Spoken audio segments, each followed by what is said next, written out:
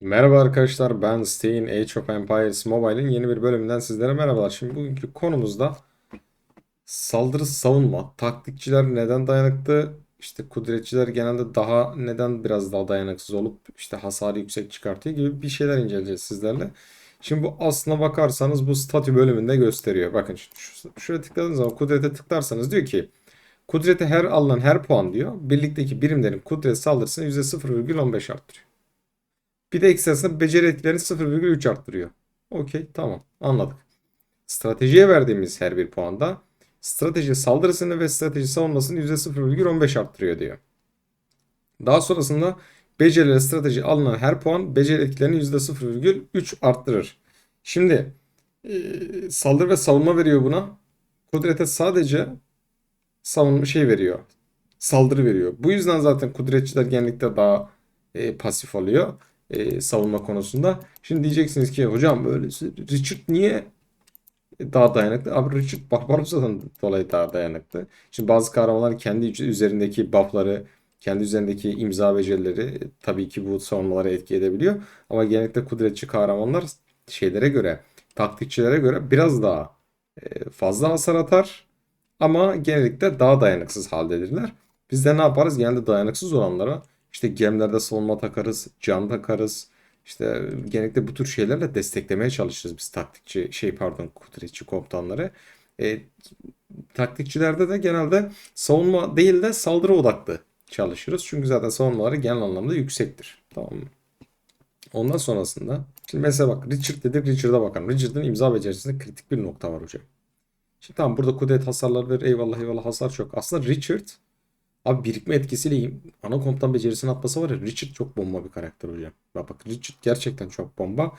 Belki bundan dolayı bu adamı yavaşlatmak için işte X20'ye kadar beklediğimiz ana komutan becerisi kullanılıyor. Yoksa Richard ciddi anlamda bomba bir kahraman. İmza becerisi, ana komutan becerisi bir ton.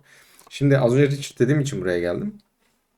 Şimdi bak, Birlin diyor en sonda her %1 birim kaybettiğinde. Şimdi 100 bin çıkıyorsun, yani her 1000 birim kaybettiğinde. Richard'ın kudreti 1,60 arttırır. En fazla %50 birikim bonusu olur. Yani 50 bine kadar arttırır. Ondan sonrasında nanay karışmaz. Şimdi şuradaki sıkıntı şu. Zaten bu adam ana komutan becerisini geç atıyor.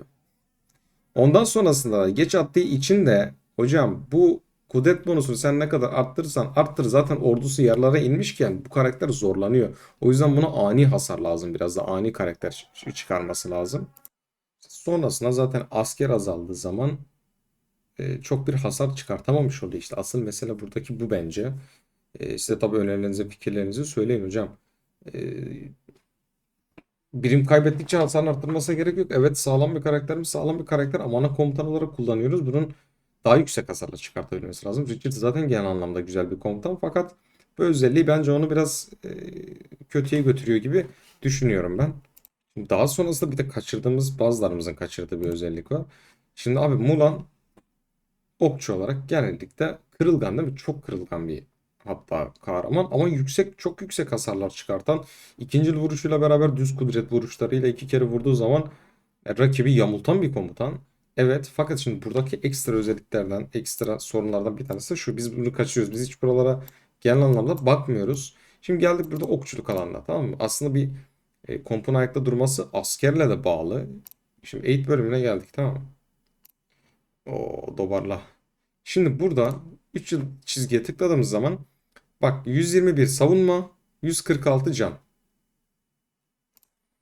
194, 146, 186 mesela, tamam mı? Yani zaten bak, saldırısı bunun 100, bak 100 ve 86 mızraklı, geldik buraya 86 86. Zaten savunma açısından da en düşük şekilde, pardon süvariye bakıyorum, okçu nerede? 121 146.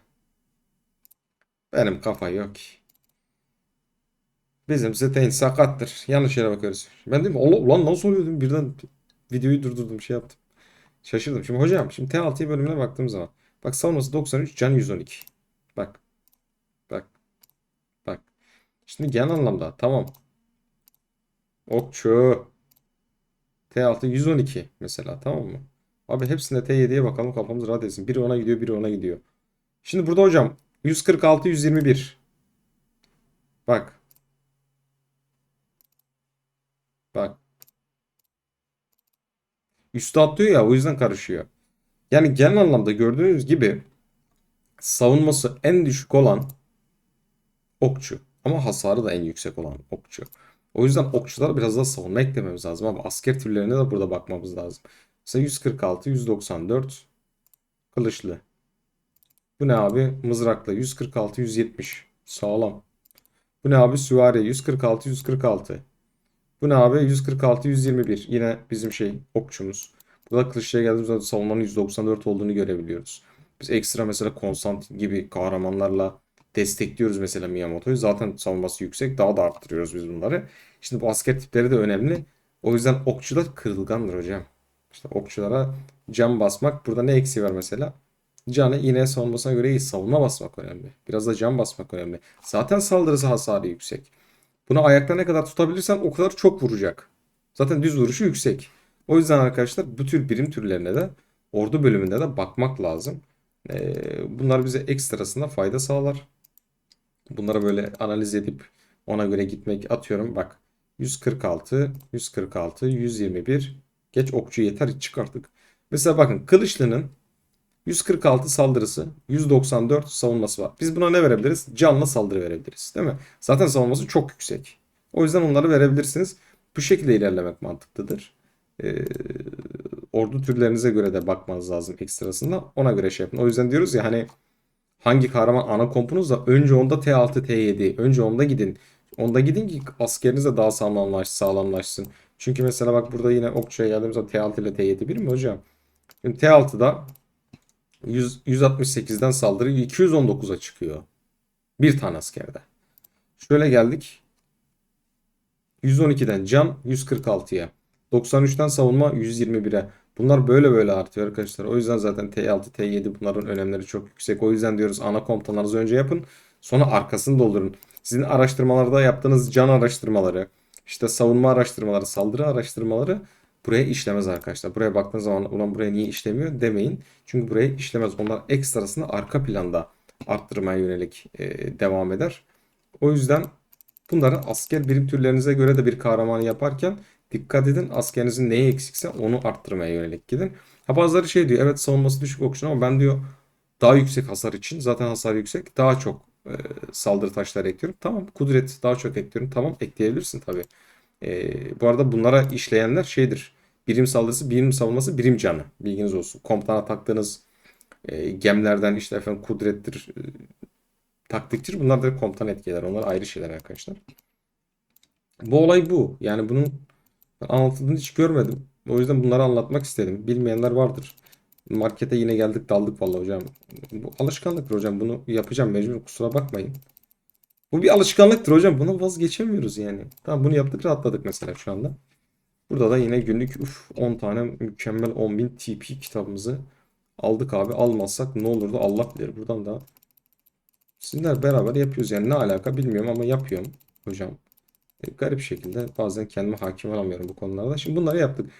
Mesele bu arkadaşlar dediğim gibi. Videoyu çok uzatmak istemiyorum. Kısa ve öz şekilde bu şekilde anlattığımı düşünüyorum. Taktikçi ve şeyler komutanlar, kudretçi komutanlar arasındaki fark. Aslına bakarsan hem budur hem de asker türlerinde ekstra taktik veya e, kudretçi fark etmeden asker birim türlerine verdiği özellikler de var. Onlara da ekstra dikkat etmeniz lazım. Tabii kahramanların sağlamlığı veya saldırıları ayrı olaylar. Tam bu imza becerileri ve ana komutan becerileriyle işler değişir. Bak burada yakma etkisi var. Mesela biz ne yapıyoruz abi? Bir komp yapıyoruz tamam mı? Bak burada ne var abi? Yakma. Abi hocam bak Sultan Süleyman çok kötü değil. Bazen diyorsunuz ya çok kötü değil. Uzun vade savaşçısı. Sağlam zaten. Bunu sağlamlaştır hocam. Bak Theodora. Abi ne var? Yakma etkisi. Yakma etkisine şey diyor mu hocam? İşte şu kadar 6 sene boyunca her saniye strateji hasarı ve yakma etkisi. Birikme ya da şu kadar kullanıcı oluyor diyor mu? Yo yani sürekli yakabilirim de diyor. Buraya geldiğin zaman abi sağına bakıyorsun. Ne var? Yakma etkisi. Süleyman'a geliyorsun imza becerisinde. Direkt diyor ki bak yakma etkisi ekstra diyor hasar verir diyor. Ekstra strateji hasarı. Bak geliyorsun buraya bir daha yakma etkisi. Yani deli gibi yakma etkisi veriyorsun. Yakma etkisi nedir hocam? Yavaş yavaş hasar. Yavaş yavaş ama sürekli hasar. Yavaş yavaş ve sürekli hasar. O yüzden Sultan Süleyman'la, Kanuni Sultan Süleyman'la sahaya ben bir kere de çıkayım pat pat pat saldırayım. Tekte adamları indireyim değil. Biraz daha sabır. Biraz daha sağlam komutan. O yüzden biraz daha uzun vadeli atıyorum size atıyorum. Richard gibi sağlam ayakta duran bomba gibi bir kahraman karşısında bu yakma etkisi daha büyük hasarlar yol açar. Çünkü bekledikçe daha da yakacak. Bekledikçe hasar daha da etki edecek. Anladınız mı? Yani olay bu şekilde arkadaşlar. Umarım anlamışsınız. Ben hep böyle size diyorum ya imza becerilerini okuyup geçmek istemiyorum. Size böyle e, öğrendiklerimi hikaye modeli anlatmak istiyorum. Mesela siz şu an bence çoğunuz şey olayını mesela daha rahat anlayabildiniz. Bilmeyenler için söylüyorum tabii ki. Ha, bu yakma etkisi yapıyor. Demek ki uzun vadede daha yüksek hasarlar veriyor. Anlık hasarlar çıkartamıyor. Mulan neci? Kudret. Düz vuruşçu zaten Mulan. Başka bir şey değil.